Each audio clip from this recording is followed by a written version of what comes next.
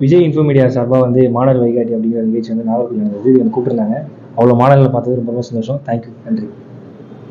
இப்போ வளரக்கூடிய திரைக்கலைஞர் நீங்கள் இன்னைக்கு இருக்கக்கூடிய சூழலில் மத்திய அரசு புதிதாக வரக்கூடிய மத்திய அரசு கிட்ட நீங்கள் என்ன எதிர்பார்க்குறீங்க?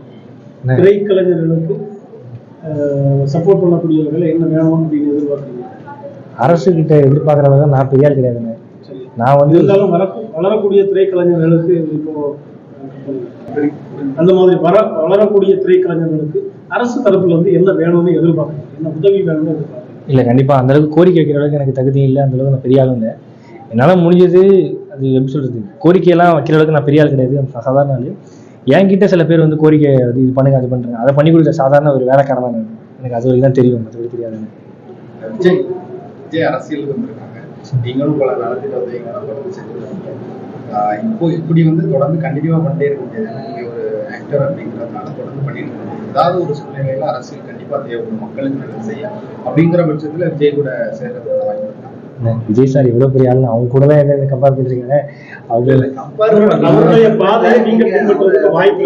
ஐயோ அண்ணா, அது சிங்கப்பாதை.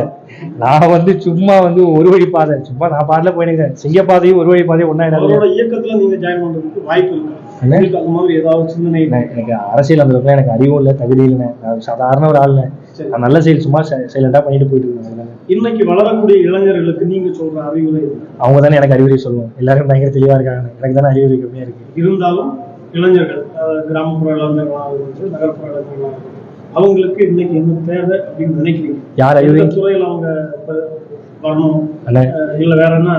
நானே +2 தானே படிச்சிருக்கேன். எனக்கே அந்த அளவுக்கு அறிவுரை நிறைய பேர் சொல்லணும். நான் அறிவுரை சொல்றது நான் பெரிய ஆள் கிடையாது. இல்ல, வளர்ந்து வரக்கூடிய இளைஞர்கள் வந்து அதிகமா சோசியல் மீடியால வந்து அடிக்ட் ஆயிருக்காங்க. படிப்ப கம்மியாகிட்டே இருக்கு. சோசியல் மீடியால அடிக்ஷன் வந்து பெருசாகிட்டே இருக்கு. ஸோ அவங்களுக்கு இந்த இன்டர்வியூ சோசியல் மீடியா தானே வரப்போகுதுங்க. இன்டர்வியூ சோசியல் மீடியா அவங்களாம் பயங்கர தெளிவா இருக்காங்க. எதை எடுத்துக்கணும் எதை எடுத்துக்கூடாது அவங்களாம் தெளிவாக தானே இருக்காங்க. கண்டிப்பாக அவங்கள அந்த அறிவுரை சொல்றது பெரிய ஆள் கிடையாதுங்க.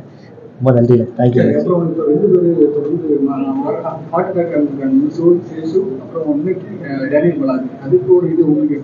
அது ரெண்டுமே மிகப்பெரிய லெஜெண்ட்ஸ். அவங்களுடைய இழப்பு மிகப்பெரிய இழப்பு. ஆத்மா சாந்தி அடையில கடவுள் எல்லாரும் பிரார்த்திப்பாங்க. இப்போ அவங்க என்னன்னா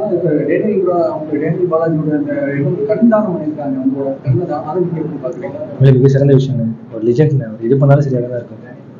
திரையில வந்து பெரிய பிரபலங்கள் ஏற்கனவே ஆக்கியிருக்காங்க.